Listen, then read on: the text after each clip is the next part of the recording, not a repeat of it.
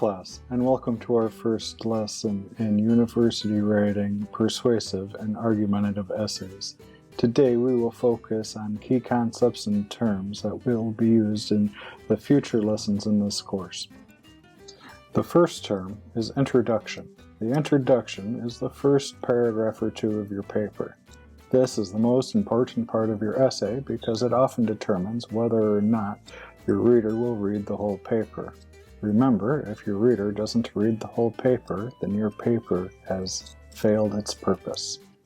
A good introduction does many things, but the four most important things are: it attracts the reader and makes them want to read the rest of the paper, it highlights your main ideas, it gives an idea of the organization for your ideas in the paper, and it gives a clear statement of your position on the topic at the end. Next, we have the body. The body is a general term that refers to everything in between the introduction and the conclusion. The body contains the supporting paragraphs for your position, the counterposition, the refutation of the counterposition. It also houses the charts, figures, and images used in your paper. The organization of the body will be different depending on the subject, topic, purpose, and audience of your paper. Conclusion. This is the last section of the paper and is the second most important part of your paper because it is the last chance for you to convince your readers that you are correct. A conclusion does many things, but the most important things that it does are: it summarizes your argument, which makes your logic clear to your reader. It restates your position, and it gives the audience a push for action. Evidence. Evidence are things that help show that your ideas are valid. In a well-supported argument, there is evidence for every idea in the argument. There are many kinds of evidence and many levels of credibility. Narrative is a story that demonstrates your point. Could be hypothetical, a personal story, or an observed event. This is the lowest form of evidence and has very low forms of credibility because there's no way to verify the information. Tertiary sources. These are articles with difficult to verify information and quotes from interviews. These are typically newspapers, news articles, magazine articles, and most websites. Secondary sources. These are articles with verifiable sources of information. They are often peer-reviewed. And primary sources. Primary sources are direct reports based on scientific experiments or large data sets. This is the most reliable and best form of evidence to use in your papers. Audience. The people who are reading your article or paper. This is often a general group that is shaped by both your topic and the delivery system of your paper. The target audience are the people you want to read your paper. These are the people you are targeting with your purpose. The secondary audience are the people who will read your article that you did not expect. These people are typically not targeted by your purpose, but it is often important to consider how they will be affected by your writing because they can have an indirect influence on your target audience. The purpose of a paper. This is overall why you are going through the trouble of writing a paper. For example, I want to show my opinion is valid. The general purpose of a paper. This is the effect you want to have on the public's opinion of your topic. An example, I want more people to understand this point of view. The primary purpose. This is the change you wish to create in your target audience. An example might look like this. I want this group of people to stop doing A and start doing B. The secondary purpose. This is the change you expect to occur in your secondary audience. When people start doing B instead of A, I hope more people will this. Subject. is a wide category of information, like math, science, or history. Subjects often house smaller subjects within them. For instance, in science, we have biology and chemistry.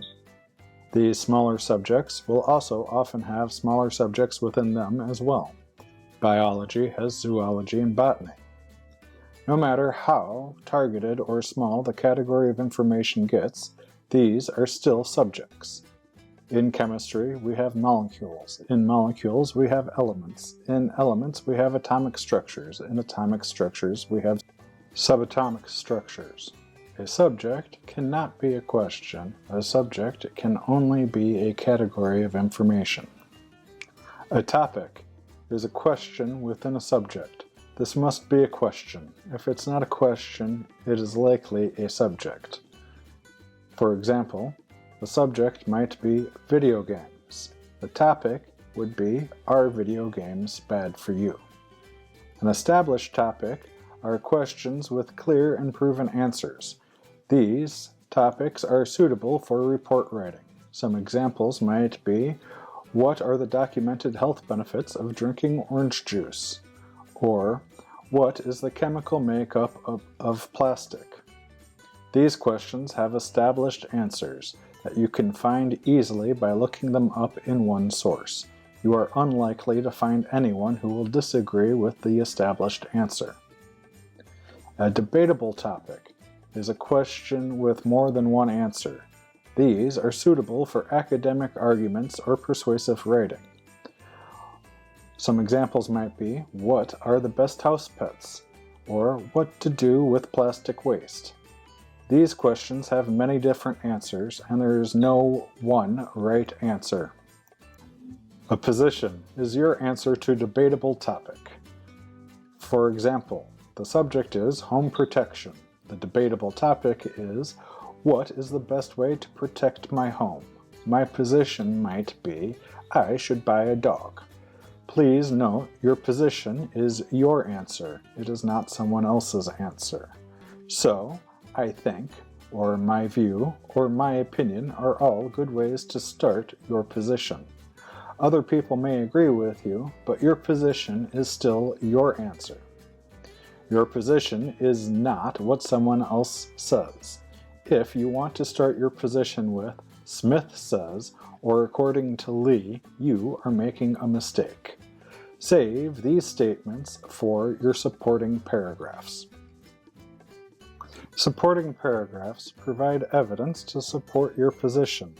The supporting paragraphs do many things, but the most important things are, they explain the details of your position.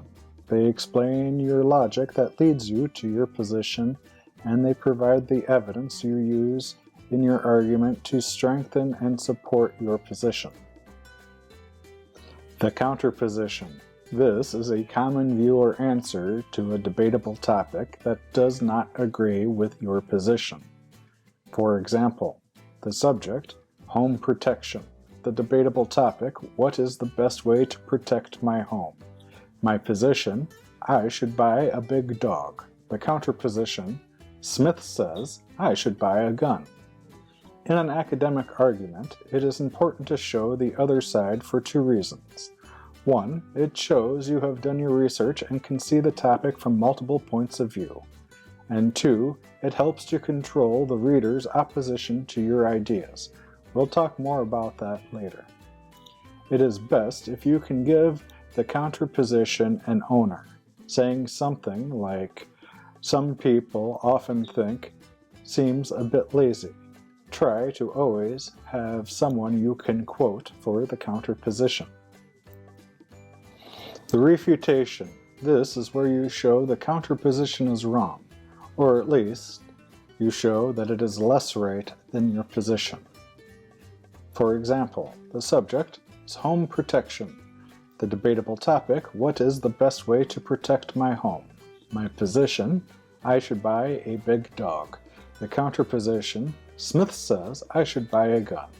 The refutation, Lee shows that having a gun in your home increases your chances of being shot.